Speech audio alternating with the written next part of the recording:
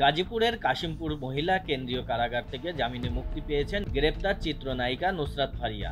মঙ্গলবার বিকেল 3:30টার দিকে তিনি কাশিমপুর কারাগার থেকে বের হন।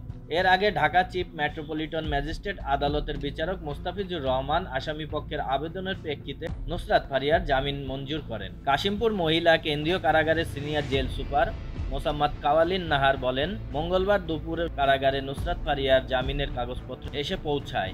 যাচাই বাছাই শেষে তাকে কারাগার থেকে মুক্ত করা হয়। এদিকে কারামুক্ত হয়ে এক ফেসবুক স্ট্যাটাসে নুসরাত ফারিয়া লেখেন, সবাইকে অনেক অনেক ধন্যবাদ এবং কৃতজ্ঞতা যারা আমার পাশে ছিলেন।